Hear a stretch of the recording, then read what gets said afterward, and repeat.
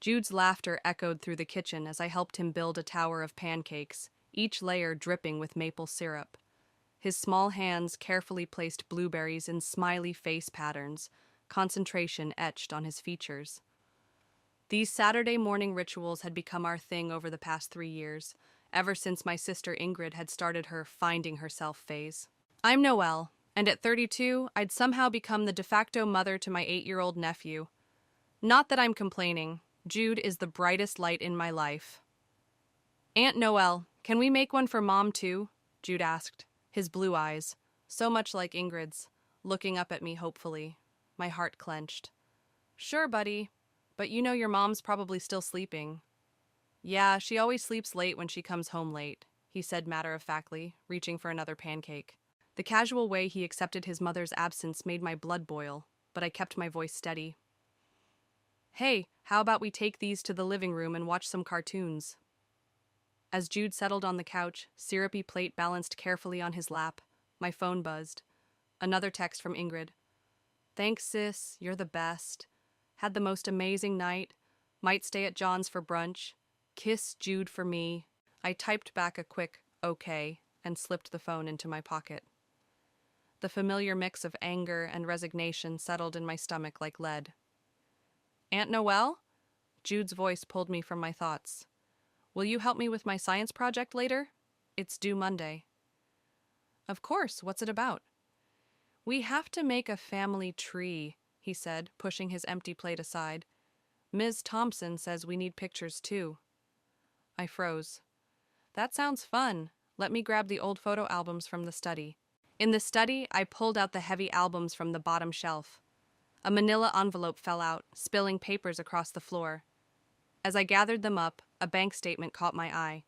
It was addressed to Ingrid, but something about the numbers made me pause. Aunt Noelle, Jude called from the living room. Can we use the picture from the beach last summer? Coming!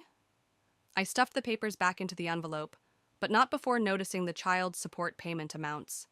Numbers that didn't add up to Jude's basic needs, let alone the designer clothes and exotic vacations that seemed to fill Ingrid's social media. We spent the afternoon creating Jude's family tree, carefully gluing photos onto colorful construction paper. Each picture told a story. Holidays, birthdays, first days of school. In almost every recent one, I was there instead of Ingrid. This is my favorite, Jude said, pointing to a photo from last Christmas. In it, he sat between Ingrid and me, his smile bright, but his body leaning slightly toward my side. I remembered that day clearly. Ingrid had shown up 3 hours late to our family dinner, full of excuses about traffic. The doorbell rang, startling us both. My friend Van stood on the porch, holding a pizza box. Thought you two might be hungry, he said with a grin. Van! Jude launched himself at my friend's legs. We're making a family tree. That's awesome, buddy. Mind if I take a look? As Jude proudly showed Van his project, I slipped back to the study and retrieved the envelope. Something wasn't right, and I needed to know what. Hey, Van, I called out.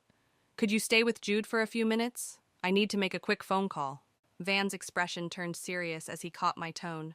Sure, no problem. Hey, Jude, want to see if we can build a pizza tower? In my bedroom, I spread the papers across my bed. Bank statements, receipts, legal documents, all telling a story that made my hands shake with rage.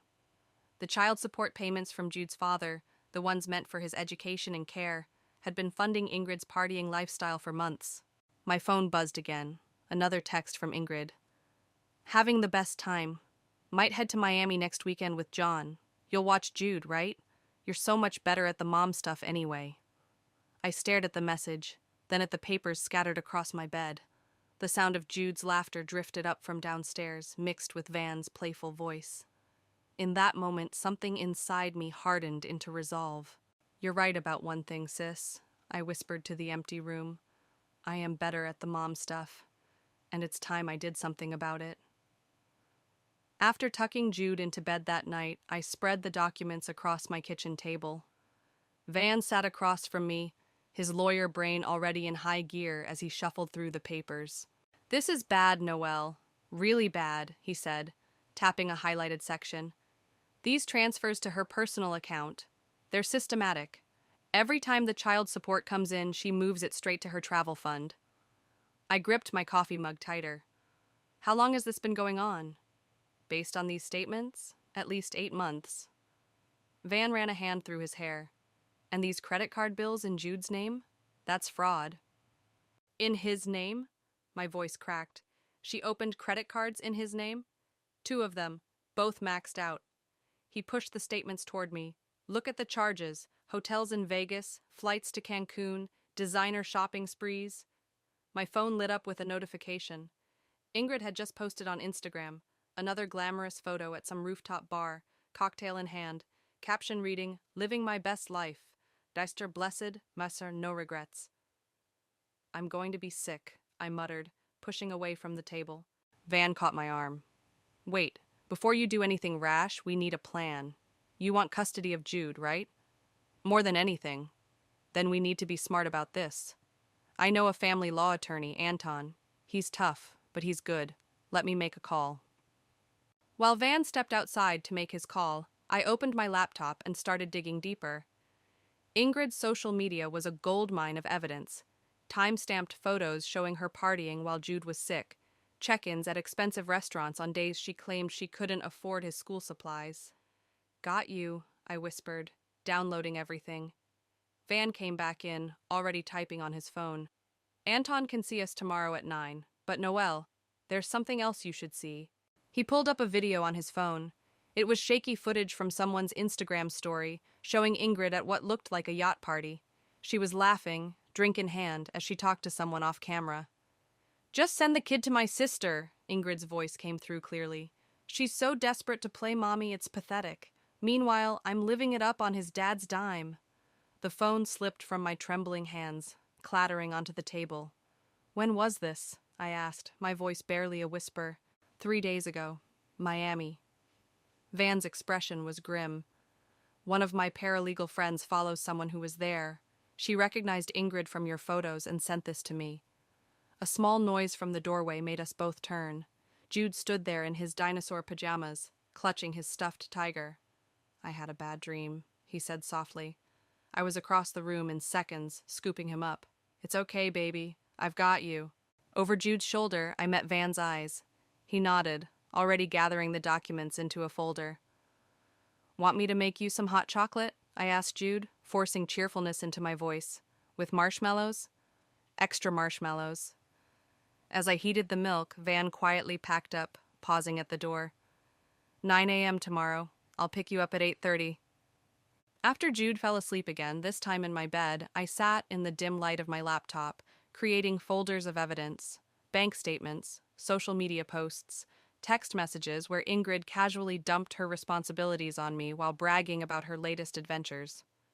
My phone buzzed with a text from Tamara. Girl, you won't believe who I just saw at the Grove.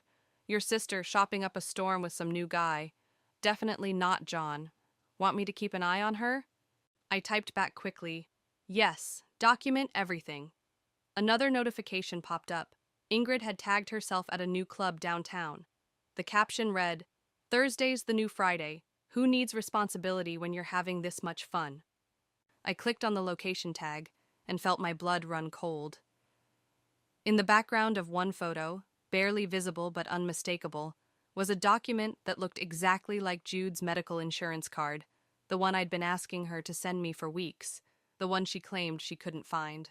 Got you again, sis, I muttered, saving the photo. Jude stirred in his sleep, and I gently brushed his hair back from his forehead. 3 years I'd been picking up Ingrid's slack, making excuses for her absence, trying to protect him from the truth about his mother. But now, watching him sleep peacefully, trusting that I'd keep him safe, I knew it was time to stop protecting Ingrid and start protecting him instead.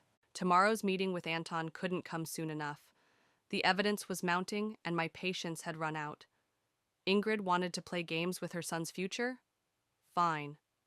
But she was about to learn that some games have consequences. Anton's office smelled of leather and coffee. He flipped through our evidence folder with methodical precision, while Van and I sat across from his imposing desk. This is compelling, Anton said, pausing at the yacht party video. But we need to be strategic. Have you confronted your sister about any of this? Not yet, I replied. I wanted to get legal advice first. Smart. He leaned forward. Here's what we're going to do. Set up a casual meeting with Ingrid. Feel her out, but don't show your cards. Record everything. Check if your state allows one-party recording first, Van? Van nodded. Already checked. We're good. My phone buzzed. Speak of the devil. Hey, sis! Ingrid's voice chirped through the speaker. Lunch today? I have the most amazing news! I met Anton's eyes. He nodded encouragingly. Sure, I said, keeping my voice light. The usual place at 1? Perfect! You're the best! The cafe was busy when I arrived. Ingrid was already there, wearing designer sunglasses and typing furiously on her phone. My recording app was running in my pocket as I sat down. Noelle, she squealed, air-kissing my cheek. You won't believe it. John's taking me to Paris next month. Isn't that incredible? Paris? I stirred my coffee slowly. What about Jude's school play? He's got the lead role. Ingrid waved dismissively. Oh, you can record it for me. He understands. Mommy needs her me time. Like Miami last weekend? The words slipped out before I could stop them. She paused, sunglasses sliding down slightly. How did you know about Miami? Instagram, I said smoothly. Looked like fun. Oh, it was amazing. The yacht parties, the shopping. She leaned forward conspiratorially. Actually, I need a tiny favor. Could you cover Jude's school fees this month? The Paris trip was a bit more expensive than I expected. My hand tightened around my coffee cup.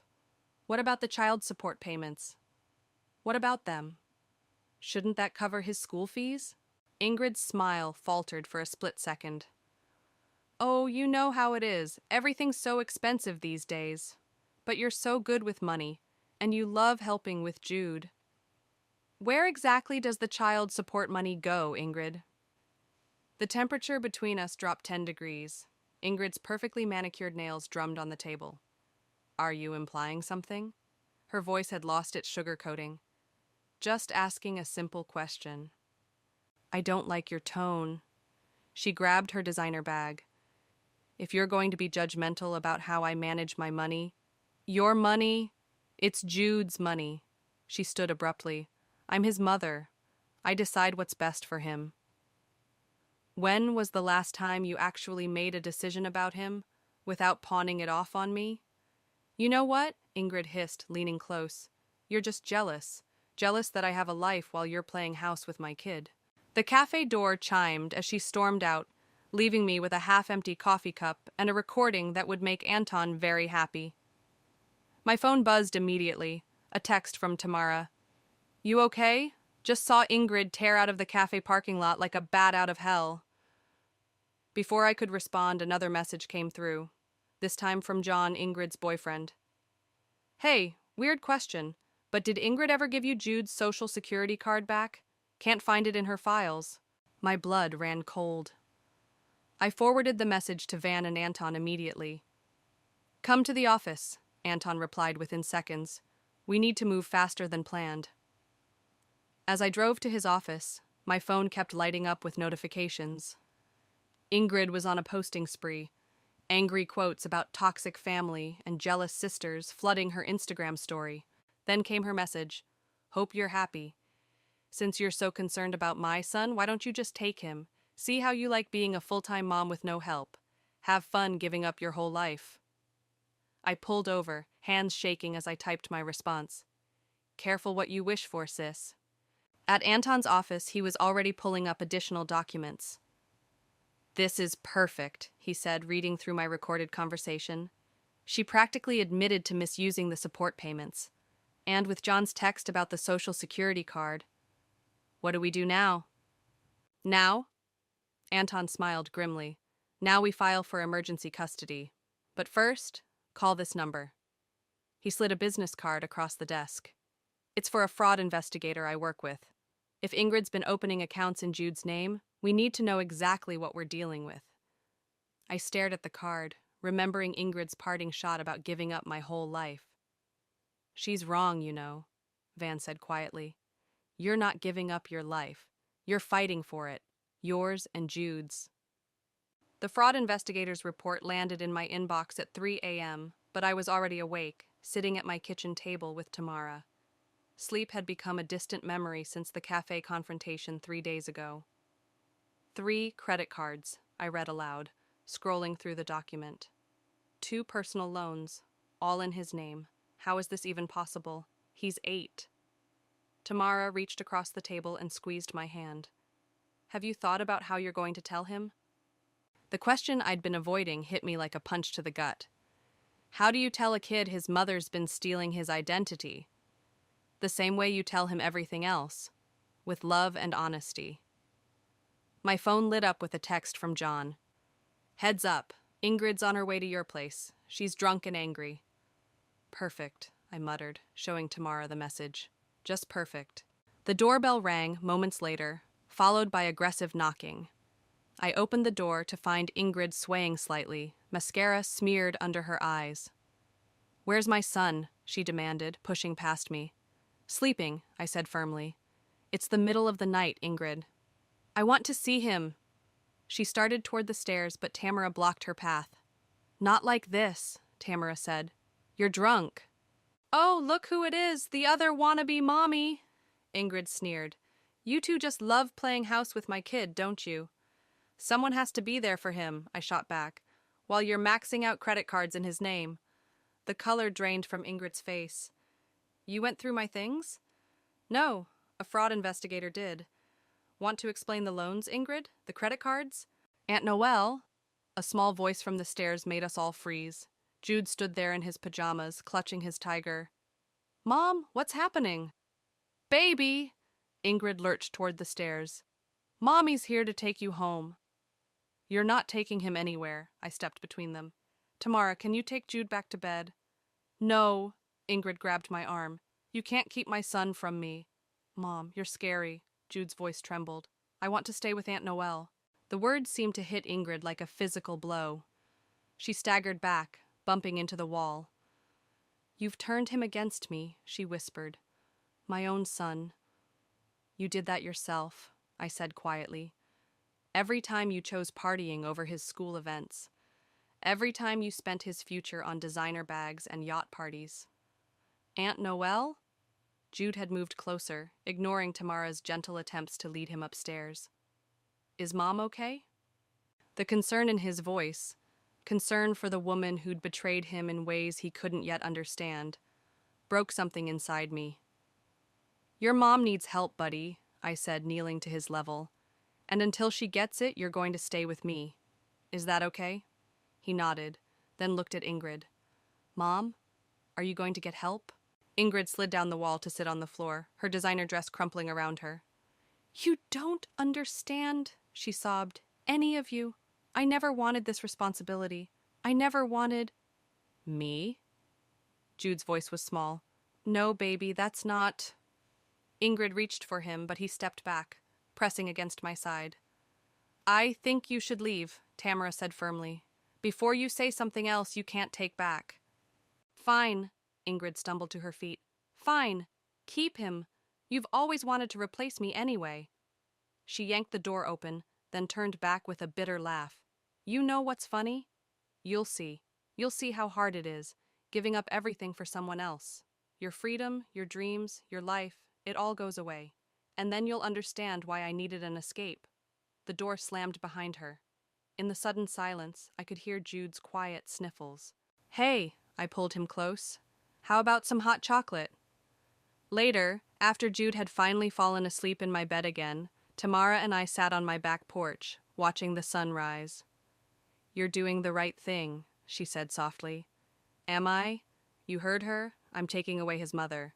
No, you're protecting him from someone who's proven she'll hurt him. There's a difference. My phone buzzed with a text from Van. Just got a call from Anton. Emergency custody hearing set for next week. You ready? Before I could respond, another message came through. From John. Found something you need to see. Ingrid's been planning to take Jude out of the country. Passport application with forged signatures. Meeting tomorrow? I showed Tamara the message, my hands shaking. Still questioning if you're doing the right thing? She asked. I looked through my kitchen window, where I could see Jude sleeping peacefully, unaware of the storm gathering around him. "No," I replied, "not anymore." The coffee shop where I met John was quiet, tucked away from the usual morning rush. He looked exhausted, dark circles under his eyes as he slid a manila envelope across the table. "Found these in her desk drawer," he said. "Passport application, fake school transfer papers, one-way tickets to Bali." My hands trembled as I opened the envelope.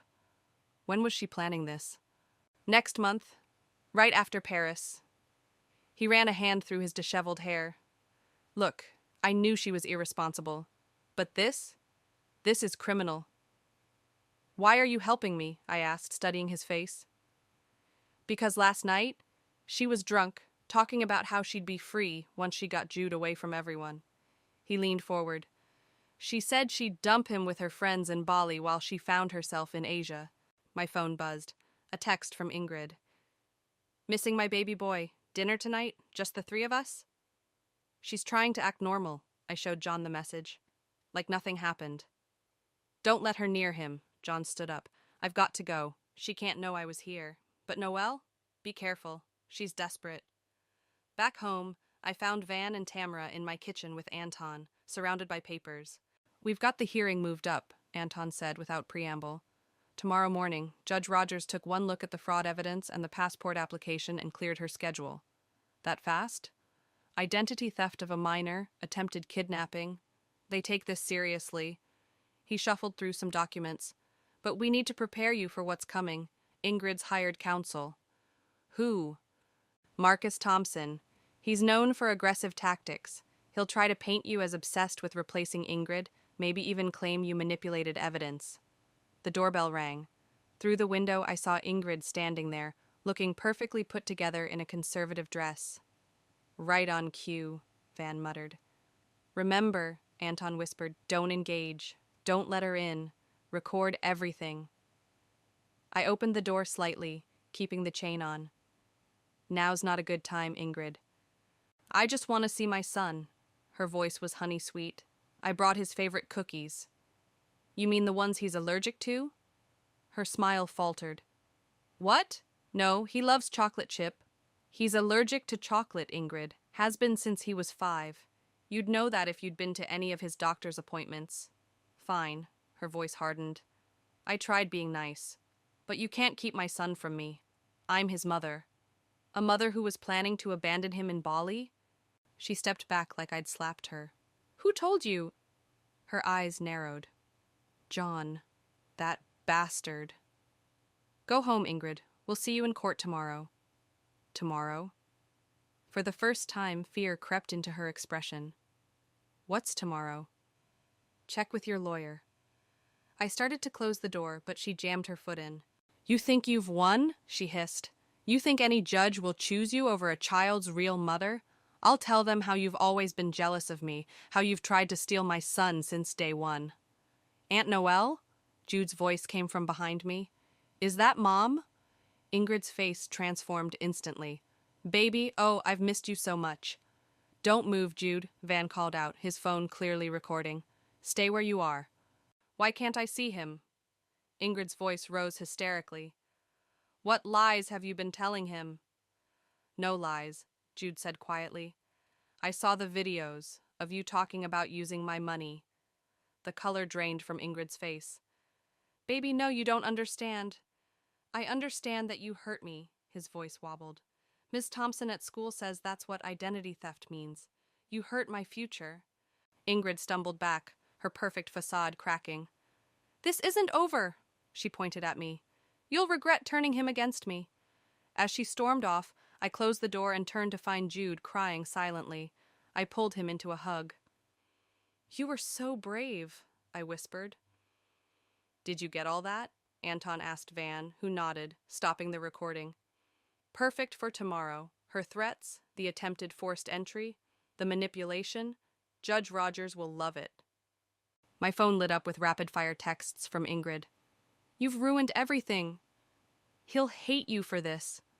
I should have taken him away when I had the chance." I blocked her number and held Jude tighter. "What happens now?" he asked, his face buried in my shoulder. "Now," I kissed the top of his head, We get ready for tomorrow, and then we start building a better future, together.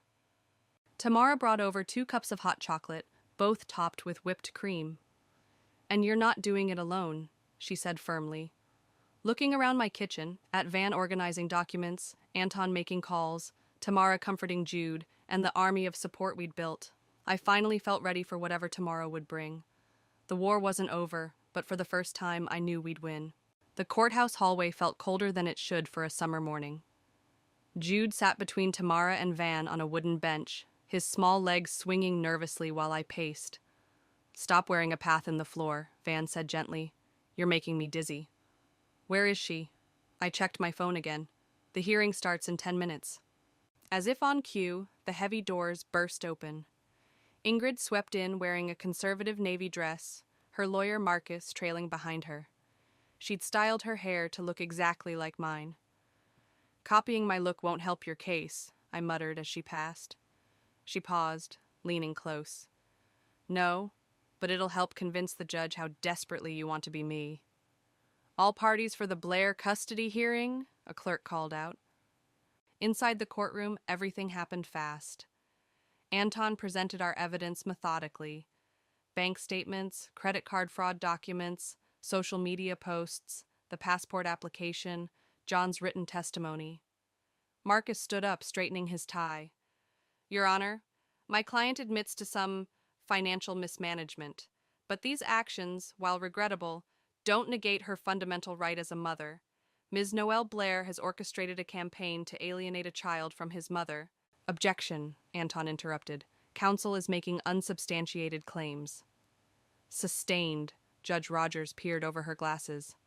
"Mr. Thompson, do you have evidence of this alleged alienation?" "We have evidence of an unhealthy obsession." Marcus played a video on the courtroom screen. My heart sank as I recognized the footage. Every school event, every doctor's appointment, every parent-teacher conference I'd attended with Jude over the years. "As you can see," Marcus continued, "Ms. Noelle has inserted herself into every aspect of the child's life, systematically replacing my client." "Because she wasn't there!" Jude's voice rang out suddenly. "Mom never came." "Jude, honey," Ingrid started. "No!" He stood up, shaking. "You promised to come to my play. You promised to be at my science fair. Aunt Noelle was there because you weren't." "Order," Judge Rogers called softly. "Young man, would you like to speak with me privately in my chambers?" Jude nodded, squeezing my hand before following the judge.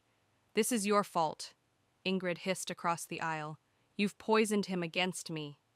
"Ms. Blair," Judge Rogers warned as she returned, "control yourself or you'll be removed." The next hour was brutal. Marcus tried to paint me as an obsessed aunt trying to steal a child from his mother. Anton countered with evidence of Ingrid's neglect, the fraud, the attempted kidnapping plot. Then came the recordings. "Just send the kid to my sister. I'm living it up on his dad's dime." Ingrid's voice filled the courtroom, followed by footage from my doorstep. "You think you've won? You think any judge will choose you over a real mother?"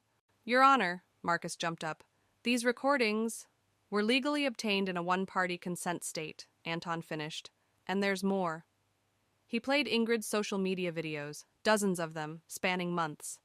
Each showed her partying, traveling, shopping, all while Jude's education fund was drained and credit cards in his name maxed out. "Enough," Judge Rogers held up her hand. "I've seen sufficient evidence. After speaking with the minor child and reviewing all documentation, I'm prepared to make my ruling." My heart hammered as she continued. "Ms. Ingrid Blair, your actions show a pattern of neglect, financial abuse, and attempted parental kidnapping. I'm granting full custody to Ms. Noelle Blair, with supervised visitation for the mother pending completion of parenting classes and financial counseling." "No!" Ingrid shot to her feet. "You can't do this. He's my son." "Mom, please," Jude's voice quivered. "Just get help." "This isn't over." She grabbed her designer bag. "I'll appeal. Ms. Blair," Judge Rogers' voice cut like steel. "Any attempt to violate this order will result in criminal charges. Do you understand?" Ingrid stormed out, Marcus hurrying after her. Outside the courthouse, Jude was quiet as we walked to the car. "Ice cream?" Van suggested. "I think we all earned it." "Can we go home instead?" Jude asked softly. "I just want to go home." Of course, buddy. As we drove, my phone lit up with messages from unknown numbers. Ingrid using her friends' phones to bypass the block. You'll regret this. Watch your back. This isn't the end. Van took my phone. I'll handle this. Anton's already drafting a restraining order. At home, Jude went straight to his room. I found him sitting on his bed, holding a family photo from before everything fell apart. Hey, I sat beside him. Want to talk about it? Did I do the right thing? He whispered. Telling the judge everything? You told the truth. That's always right. He leaned against me. She's still my mom. Yes, she is, and maybe someday she'll get the help she needs. But until then, you're safe. That's what matters. Promise you won't leave too? I pulled him close, feeling his tears soak into my shirt. Never. We're in this together, remember? Outside, I heard Tamara and Van in the kitchen, probably starting dinner. My phone was blessedly silent. For now, at least, we had peace. But something told me Ingrid wasn't done fighting yet. 3 weeks after the custody hearing, I was helping Jude with his homework when the doorbell rang. Through the peephole, I saw Ingrid, sober, subdued, and dressed more simply than I'd seen her in years. What do you want? I asked through the door. To talk. Please. Her voice lacked its usual sharp edge. I'm not here to fight. I opened the door but blocked the entrance. 5 minutes. I've been in therapy, she said quietly, twice a week, and I joined a support group for gambling addiction. Gambling? That's where most of the money went, not just the parties and travel. I had debts. She wrapped her arms around herself. I'm not asking for forgiveness. I needed you to know I'm trying. Before I could respond, Jude appeared behind me. Mom? Hi, baby, she said softly, but didn't move toward him. Progress, maybe. Are you better now? His voice was small but steady. I'm working on it, really working on it this time. She pulled something from her purse, a folder. This is for you, Noelle. The therapist helped me put it together. Inside were payment plans, credit repair documents, and a notarized letter accepting full responsibility for the fraudulent accounts in Jude's name. It's not enough, she continued. I know that, but it's a start. Mom? Jude stepped forward. Did you really hate being my mother? Ingrid's composure cracked. No, baby, I was sick. Selfish and sick. I didn't hate being your mother. I hated myself for failing at it. You haven't earned this conversation yet, I said firmly. Not until you've proven... A car screeched to a halt in front of the house. John jumped out, running toward us. She's not here for reconciliation, he panted. She's creating an alibi. What? I turned back to Ingrid, who had gone pale. John, don't... Tell them about Marcus, he demanded. Tell them what you're really doing here. Marcus? I pushed Jude behind me. Your lawyer? He's filing emergency appeals in 3 different jurisdictions, John explained. While she's here making amends, he's trying to get the custody ruling overturned on technical grounds. Is that true? Jude's voice trembled. Ingrid's mask slipped. You don't understand. None of you do. That judge had no right. To protect my future? Jude stepped around me. To stop you from stealing from me? I'm your mother. No, he said quietly. You're just someone who gave birth to me. Aunt Noelle is my mother. The words hung in the air like thunder before a storm. You did this, Ingrid lunged at me. You turned him against me. John caught her arms. That's enough. This is exactly why you lost custody. Get out, I said coldly, and tell Marcus not to waste his time. We'll fight every appeal. You can't keep my son forever, she spat. One day he'll see through you. No, Mom. Jude's voice was stronger now. One day you'll see what you threw away. As John led her away, she turned back one last time. You think you've won? You think this is over? Chaos always comes back around, sister dear. Always. You're right, I called after her. Chaos does come back, but some of us learn to flourish in it. While others? I looked pointedly at her designer bag, now stuffed with legal papers instead of stolen money. Others just keep drowning. Inside, Jude sat at the homework-covered table, staring at his math problems. Did you mean it? I asked softly. What you said about me being my mother? He looked up, eyes wet but determined. You pack my lunch every day. You help me with homework. You come to every school thing. You protect me. He took a shaky breath. That's what mothers do, right? I pulled him into a hug, feeling his tears soak into my shirt. Can we call Van and Tamara? He asked. I don't want to do math right now. Already here, kiddo. Van's voice came from the doorway. He and Tamara must have arrived during the confrontation. And we brought pizza. And ice cream, Tamara added, holding up a bag. Some situations demand both. Later, after Jude had fallen asleep on the couch during our impromptu movie night, Van showed me his phone. Marcus filed the appeals, he said quietly. But don't worry, they're weak, desperate. Like Ingrid, Tamara added. I looked at Jude, peaceful in sleep, then at my friends, my real family, gathered in my living room. Let her try, I said. Some things are worth fighting for, and some battles. I tucked a blanket around Jude. Some battles you keep fighting until there's nothing left to fight about. Speaking of fighting, Van smiled. Wait until you see what Anton found in Ingrid's financial records. Tomorrow's going to be interesting. For the first time in weeks, I felt truly confident. Ingrid was right about chaos coming back around. But she'd forgotten one thing. I'd learned to thrive in it, while she was still trying to run from it. The morning sun streamed through Anton's office windows as he spread the documents across his desk. The fraud investigation uncovered something interesting. Ingrid wasn't just stealing from Jude. What do you mean? I leaned forward. She was running a small-scale Ponzi scheme through her social media, convincing her followers to invest in fake luxury vacation packages. He tapped a series of bank statements. The FBI is very interested. My phone buzzed. Tamara. Turn on the news. Now. Anton flipped on his office TV. There was Ingrid being led out of her apartment in handcuffs, her perfect image finally crumbling. The headline scrolled, Social media influencer arrested in investment fraud scheme. She wasn't just stealing from Jude, Van said from the doorway. She was stealing from everyone. My phone rang. It was Jude's school. Ms. Blair, Ingrid's here trying to remove Jude from class. We've called the police, but I'm on my way. At the school, I found Ingrid in the principal's office, still in her designer clothes from the arrest footage, looking wild-eyed and desperate. You can't take him, I said from the doorway. He's all I have left, she whirled on me. They're taking everything, my accounts, my passport, my reputation. I won't let them take him too. You took him from yourself, I replied quietly. Every time you chose everything else over him. Police sirens wailed in the distance. Mom? Jude stood in the doorway, Van right behind him. What are you doing? We're leaving, she reached for him.